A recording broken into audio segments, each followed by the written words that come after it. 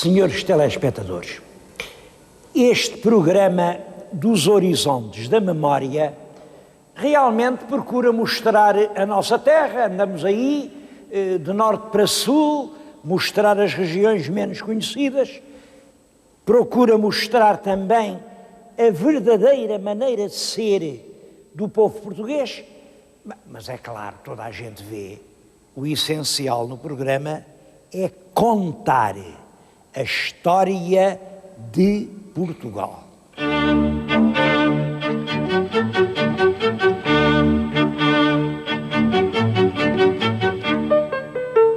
Está agora em Lisboa, aqui no Palácio da Ajuda, uma exposição, ela vai estar aberta até ao fim do mês de julho e aconselho o meu telespectador a não a perder. É uma lição de história muito importante, uma lição de história sobre um dos períodos mais difíceis, mais intrincados da história nacional.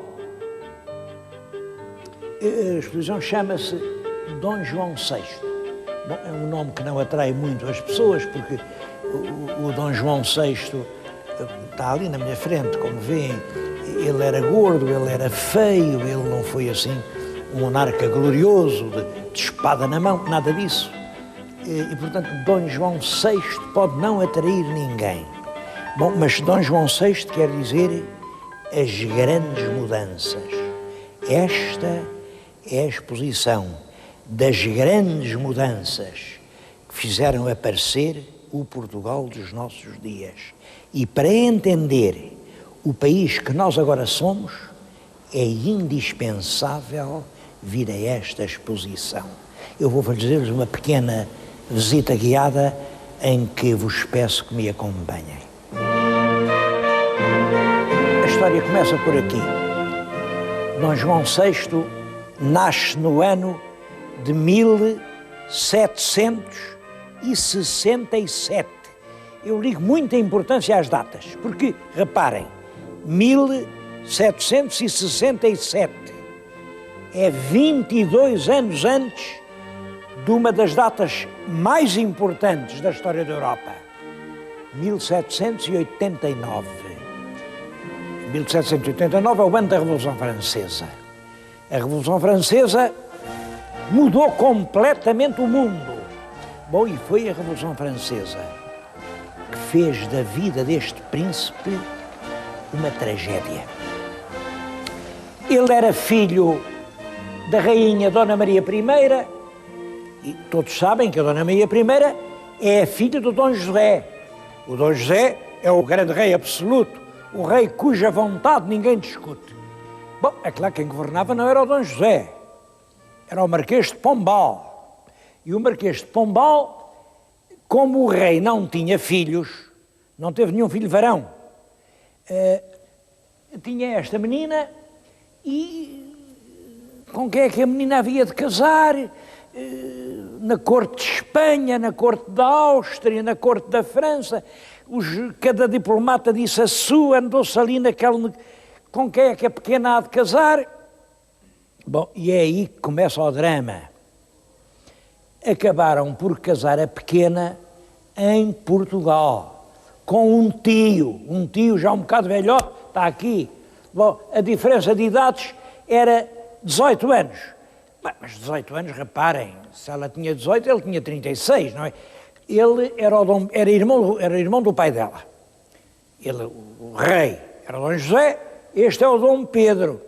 Era um homem pesado, dizia-se que não era assim muito inteligente, até tinha uma alcunha. Chamavam-lhe o Capacidónio. Capacidónio porquê? Como era irmão do rei, estava toda a gente a meter cunhas. O nosso país foi sempre país das cunhas. Quem conhece uma pessoa importante mete uma cunha. Bom, e ele, coitado, escrevia mal, escrevia com dificuldade. Tinha-lhe a cunha e não dizia nunca que não a ninguém. Com certeza. Então pegava na caneta e dizia, então como é o Manela, é o João. E ele escrevia por baixo, é capaz e idóneo, portanto, capaz de exercer as funções que pretende e idóneo para o lugar. só que ele não distinguia as palavras e punha capaz e idóneo, e isto lido dá capacidónio. Bom, este é o capacidónio. Vejam esta rapariga, filha de um rei, o rei Dom José, um rei cheio de dinheiro, vão casá-la com este homem que, compara com ele, era um velhote, tio dela, pouco brilhante. Mesmo assim, tiveram 3 filhos. Eu disse 3 filhos, porque realmente foram 3 os que chegaram a adultos, porque houve outros 3 que morreram pequeninos. Bom, os 3 que se criaram, há uma que não está aqui, é a Dona Mariana Vitória, que casou com um príncipe espanhol, mas para nós os mais importantes são realmente este, é o mais velho, é o Dom José, aquele é o que veio a ser rei, Dom João, o Dom João VI. Bom, também há aqui 2 senhoras, como veem, é que são as esposas deles. Dom José casou com a princesa Dona Maria Benedita, que era tia dele. É uma princesa notável, nós chamamos-lhe a princesa de Runa, porque foi ela quem criou o asilo militar de Runa, aquela casa onde se ajudam os antigos militares, porque toda a gente dizia, os heróis andam na guerra e tal, mas é claro, quando voltavam de lá, velhos, às vezes estropiados, ninguém mais queria saber deles.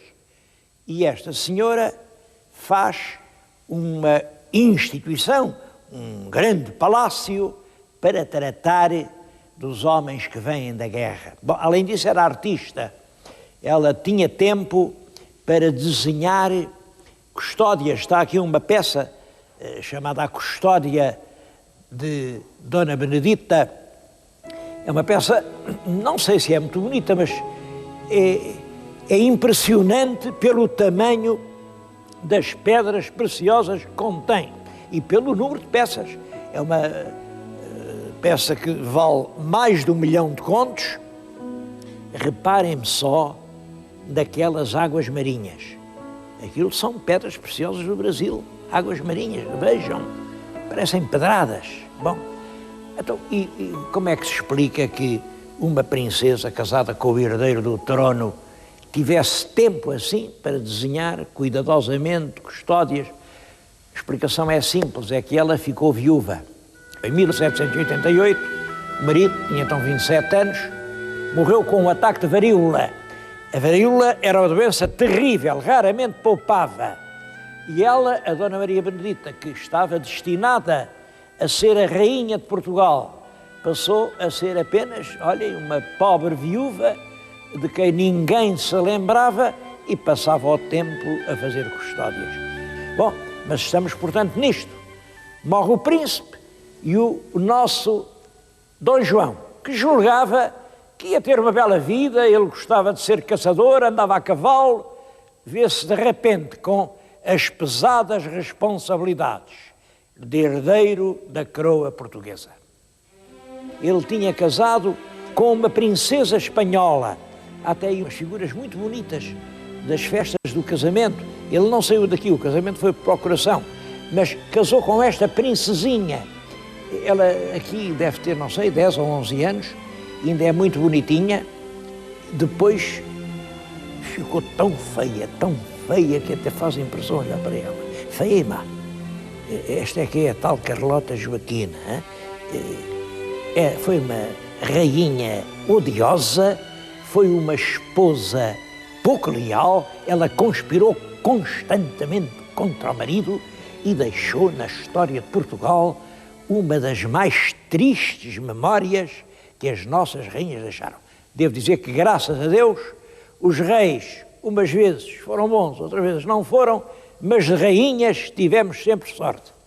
Para mim, com esta exceção, esta mulher trouxe os venenos do ódio, da intriga, da deslealdade ao seio da família real portuguesa.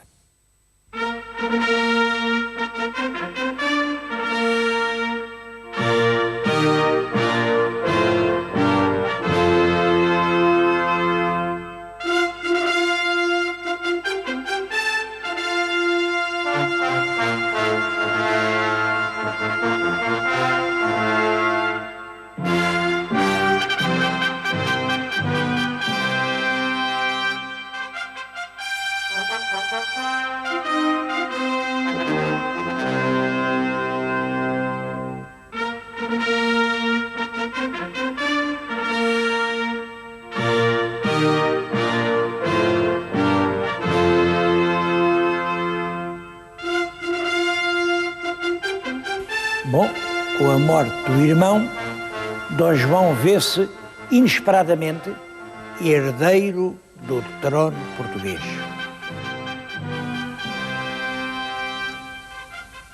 Os tronos eram estes. Penso que aqui se sentou Dom João VI e aqui a rainha Carlota Joaquina. Ambas as peças são do ano de 1800, vêm de Queluz e não há dúvida nenhuma que são estes os últimos tronos reais portugueses. Mas isto de herdar o trono em 1788, agora pensem, em 89 o povo do país toma a Bastilha, o rei quer fugir, mas é apanhado no caminho. É julgado, é levado até ao cadafalso e guilhotinado, cortam-lhe a cabeça. A rainha Maria Antonieta, no ano seguinte, acontece a mesma coisa. Há um horror na Europa. Mas que mundo é este em que os povos ousam cortar a cabeça aos seus próprios reis? E então há um movimento geral da Europa contra a Revolução Francesa. Toda a gente mobiliza os exércitos, fazem-se as coligações e Portugal vai atrás disso. É o primeiro problema que o nosso Dom João VI tem de resolver. Vai ficar neutro ou vai aliar-se à Europa na guerra contra a Revolução Francesa? Bom, ele seguiu o voto da maioria, pois aqui os fidalgos, a gente toda, com certeza, os franceses não podem ficar sem castigo. Ele manda o exército português para a Guerra do Roussillon, mas foi uma cruel derrota. As nossas tropas, feitas em pedaços, tiveram de regressar a pé. Foi a Revolução que ganhou. Depois da Revolução Francesa, tudo muda muito depressa. Estou aqui diante de dois quadros, um é de 1805 e o outro de 1806 ou 7, mostram duas famílias portuguesas importantes, das classes mais altas. Além está o Marquês da Lorna, ele e os filhos, já está tudo fardado à francesa. A esposa veste já um vestido francês. Além está um comerciante muito importante da época, o Jacome Raton, também todos eles vestidos à francesa. Uma grande camada superior está a afrancesar-se. Bom, o povo, vão ver o povo. Esteve por essa altura em Portugal um pintor francês, o de La Rive, que deixou uma coleção preciosa de imagens populares. Estão aqui, junto de nós, vejam, o ferreiro, o feirante, a assadora de castanhas, é quase como agora, o padeiro, o cego, uma cena de bordel, o cadeireiro, o serralheiro, os aguadeiros, o amulador, chegaram ao nosso tempo, o garrafeiro fazia garrafas, agora outro bordel, uma sopa de pobres, um marceneiro de rodas de carros. Ali em frente há outras cenas de Lisboa, há ali uma grande reunião de gente, aquilo é a Lisboa de 1800. Devo-lhes dizer que os inícios do século 1800, 1801, eram anos realmente sombrios para Portugal. A rainha tinha enlouquecido. A França não aceitava a nossa paz, não aceitava os nossos sacos de diamantes a pedir desculpa. A França exigia-nos que fizéssemos a guerra à Inglaterra. É claro, a Inglaterra não nos ajudava. Portugal via-se numa situação sem futuro, que havíamos de fazer. Por um lado, procurávamos agradar aos ingleses, por outro lado, procurávamos não nos zangar com os franceses. É claro que íamos sempre perdendo. Em 1801, Portugal é invadido pelo exército espanhol e é assim que se perde para sempre a cidade alentejana de Olivença. Bom, mas lá compusemos as coisas durante 6 anos, 1902, 3, 4, 5, 6. Há prodígios de equilíbrio para tentar dizer aos franceses que sim, com certeza, pois claro, e aos ingleses o que é que se há de fazer? Os ingleses estão-se borrifando para os interesses portugueses, mandam os navios deles para os nossos portos, a gente a dizer calma, calma, até que realmente, nesta altura, quem governa em França é o Napoleão. Napoleão é um homem forte, poderoso, e o Napoleão manda um ultimátum. Os senhores ou aderem já ao bloqueio continental, não deixam nem o navio inglês entrar num porto português, ou eu dou ordem ao meu exército para invadir Portugal. Bom, dá a ordem e manda o exército põe-se em marcha. Olhem, o rei, o príncipe regente, ele era príncipe regente, também estava louca, fez a única coisa inteligente que podia fazer. Muda-se para o Brasil. Eu estou aqui diante de um quadro que é famoso, representa o embarque da família real. Vem aqui o Rio Tejo, além é a Torre de Belém, e o quadro é dramático. O povo que chora, esta figura é o príncipe regente, é o futuro Dom João VI, está muito comovido, atrás dele está uma carruagem com as armas reais e uma velha senhora que faz gestos, é a pobre Dona Maria que já tinha enlouquecido, e a corte vai embarcar naquelas naus, são naus portuguesas, mas estão comboiadas por outras que estão mais longe, são a esquadra inglesa e vão para o Brasil. Isto acontece em 1807. A sede da monarquia portuguesa vai residir no Brasil desde 1807 até 1821. A partir desse momento, a história portuguesa vai escrever-se em 2 cenários completamente diferentes. Um é aquele cenário fascinante da cidade maravilhosa. É a Baía do Rio de Janeiro. Eu não sei se o meu telespectador já foi ao Rio de Janeiro. Eu já lá vivi. E de então para cá, não consegui desconvencer-me disto. É a mais linda cidade do mundo.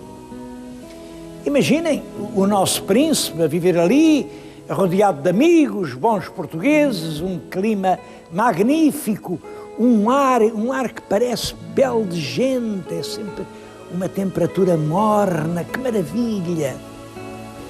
Entretanto, a velha mãe morreu. Ela morreu em 1816.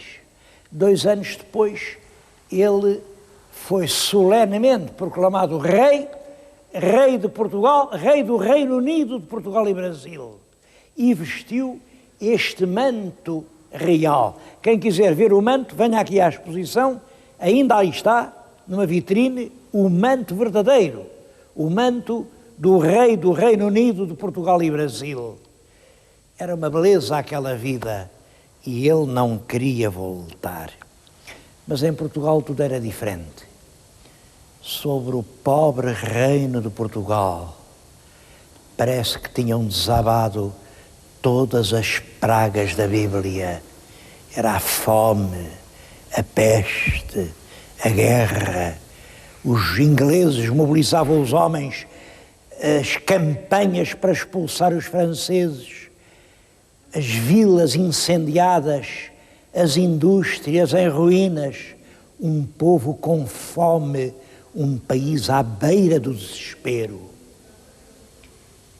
E quando o desespero está perto, há sempre a saída de uma revolução.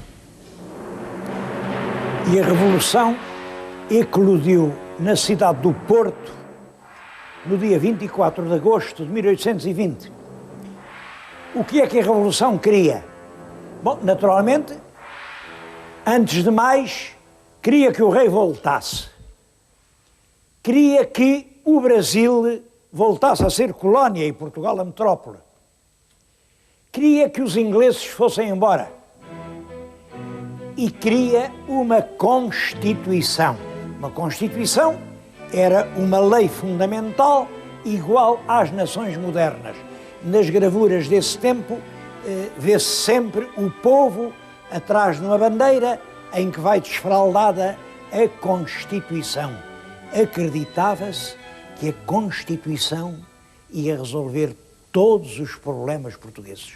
Bom, a Revolução fez eleições, elegeu deputados, os deputados fizeram uma Constituição e mandaram ao rei jurá-la. Bom, e o rei jurou que havia ele de fazer. Este retrato foi pintado exatamente nessa altura e representa o monarca com a mão sobre um livro. O livro diz Cortes 1821. Estão ali a inscrever os artigos da Constituição de 1822, a primeira Constituição Liberal Portuguesa. Mas reparem também nos olhos daquele homem. Está profundamente inquieto. Ele jura, mas é como quem diz: bom, vamos ver o que vai sair daqui. E eram inteiramente justificadas essas apreensões. Entra realmente em vigor a Constituição, mas logo a seguir é a separação do Brasil. Dom Pedro, que tinha lá ficado, proclama a independência e é imperador do Brasil. Aqui em Portugal há uma grande mal-estar e vem uma vaga contra-revolucionária, é a Vila Francada, isso em 23. No ano seguinte, a Abrilada, outra vaga revolucionária, 24. 3 anos depois, o velho rei morre cansado e quem vai herdar o trono? O filho que está na Europa, Dom Miguel, ou o filho mais velho que ficou no Brasil e que é imperador no Brasil, Dom Pedro? Os dois irmãos não se entendem e o país afunda-se numa luta fratricida e sangrenta. É um período que só vai acalmar mais tarde, nos meados do século, com a regeneração. É toda essa época que se pode evocar aqui, nesta exposição de Dom João VI, aqui na Ajuda, não no Museu do Palácio da Ajuda, mas na Galeria Dom Luís, que também é no Palácio. Uma exposição que eu acho que se deve ver para pensar.